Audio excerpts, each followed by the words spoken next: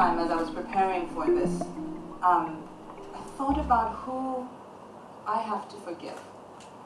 So what's my personal story of forgiveness, right? So I'm on the black side, so we're the winners, so I get to forgive, right? So what am I forgiving for? At a very personal level, right? Not in a sort of abstract kind of social relations, society-wide level. Who do I want forgiveness from? And what does that mean for how I live my life as a South African? What does that mean for the kind of politics of reconciliation? So the first story is about anger and how that's linked to forgiveness. And then the second story is about gratitude and how that's linked to forgiveness. And then the third one is about my son who's 3 years old.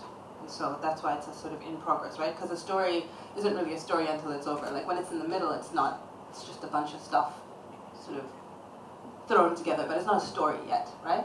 And I think in some ways that is a kind of metaphor for where we are as a country, right? We're still in progress, so we're not quite a story yet. So it's 2 and a bit stories. So the first story is about anger. So I grew up in exile. I was born in exile. I lived my whole life until Nelson Mandela was released in exile.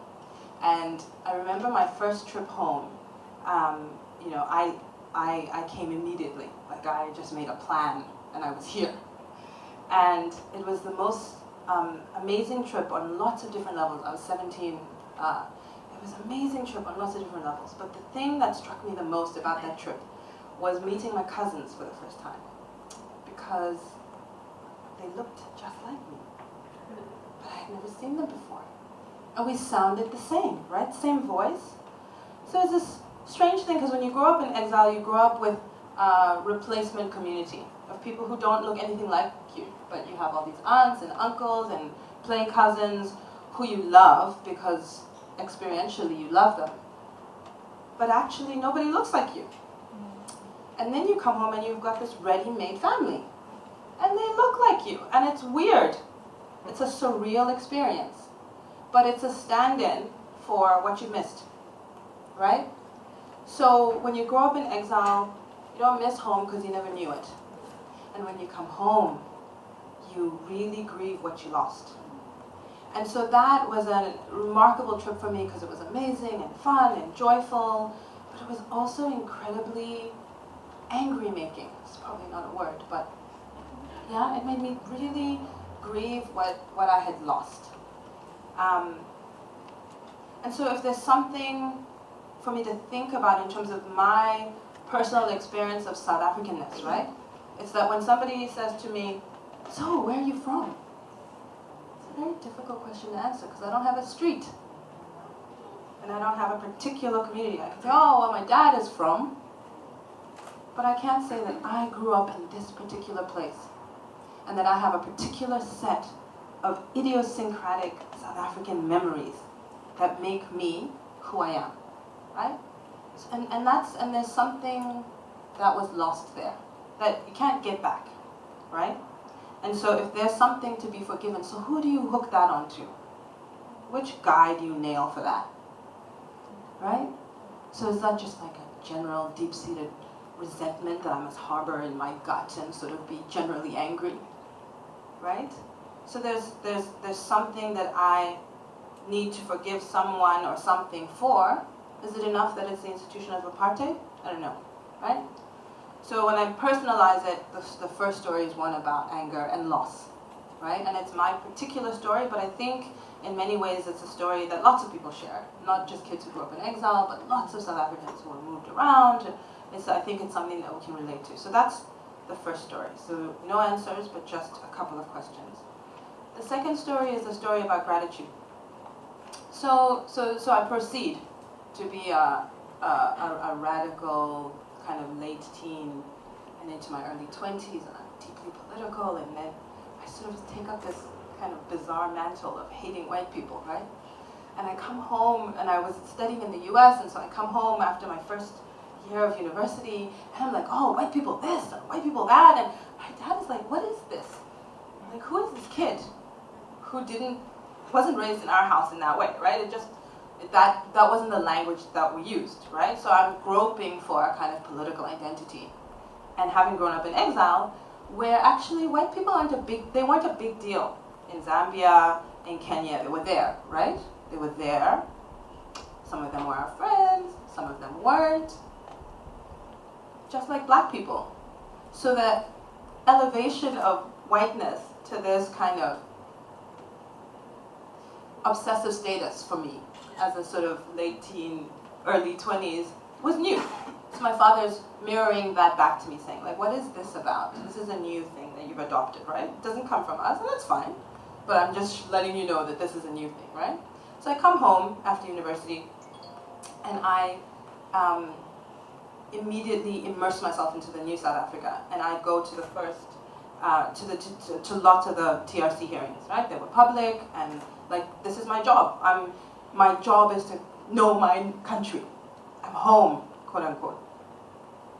And so I go to the women's hearings. There's a special set of hearings that focused on the experiences of women, and it was at the Civic Center in Joburg. And so I go there, and it was an incredible experience. And I remember the testimony of Thandi Shezi, who talked about being electrocuted in her genitals. And she talked about both the memory of that and blanking out, but also about the kind of burden of that trauma and how it played itself out in the rest of her life.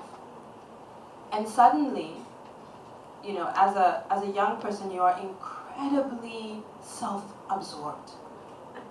And suddenly, the loss of exile is so not a big deal, right? And suddenly, I'm like, so there are other experiences that require far more forgiveness and far more internal fortitude than my little spoiled self is mustering right now, right? And I understand that I know that there's no hierarchy of suffering and that everyone's suffering matters. I get that, right? But actually, compared to Thandi Shezi, I had it really, really good. And that what I missed was something that I only found out when I was grown up. Very wonderful, fantastic life in exile, all things considered, right? Despite the loss. And so between this sort of sense of anger and this sense of gratitude for the things that exile brought, right? It's because I think it's dishonest to pretend as though exile didn't bring with it certain privileges. And so while I am settled in the new South Africa, and have begun to understand the lost part of exile, it's also been a really interesting journey because I'm the ultimate insider. I think what the exile community that came back into South Africa had was access to lots of levers of power. And to pretend that that wasn't the case, I think is dishonest in a way that doesn't allow us to have a genuine conversation about, so what am I really asking forgiveness for, right? So we were on the right side of history. So we won. And that accrued a bunch of privileges for me personally and for my family and for my whole set of, whole community. But it tempers the loss. It really does. And so that brings me now to the third half story, which is the story of people who are not privileged and who have not had access to the benefits and for whom the structural inequalities and realities of reconciling or not reconciling are embedded on a sort of the bedrock is about economic inequality, right? And so the real question, I think, for us moving forward, so the lead into this story is about my son. So he's 3, and he's at this new school in Joburg, and we were doing something on the weekend. We were walking past somebody, and he says to me, "Mommy, did you see that cleaner?" And the way that he said cleaner made it clear to me that this child understands the difference between himself and the cleaner and has figured out that the cleaner exists to perform functions for him, right? So there was something in the way that he said it. So cleaner is not a term that we use in our house. I wouldn't refer to someone as that cleaner. So there was a whole bunch of things that, as a parent you understand intuitively. This isn't coming from us, but it's part of our world, and so I need to manage this. So I could manage the semantics of it, of course, and raise him properly and be polite, but that's not the issue.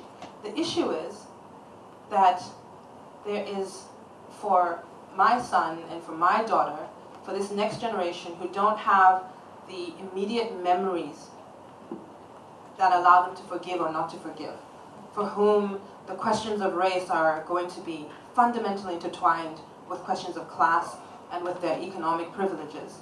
There's a whole set of other questions about how people get othered and how the legacies of discrimination in this country, those who really lost, not the ones who came back with benefits, not the blacks who made good, but the blacks who haven't made good and continue not to make good. What the story about forgiveness for those families where intergenerational poverty and inequality are becoming more stark. So we see in the news today that we've got the largest numbers of unemployment that we've ever had before, that the stagnation of the economy has real consequences. And to not link those two conversations about forgiveness and conciliation or reconciliation, and about privilege and the benefits for those of us who made it on top, regardless of race, understanding that those who have always been on top will always be whiter than those who weren't, right? So it's not to say that I don't have disadvantages, but it's to say that we need to hold that disadvantage and nuance it to make things more complicated than I think we often do. So the third story is about my son and the cleaner and how we are going to deal with that question, not semantically, and not only as a family, but as a society, so that we don't have a generation of kids who believe that some people exist to do things for them.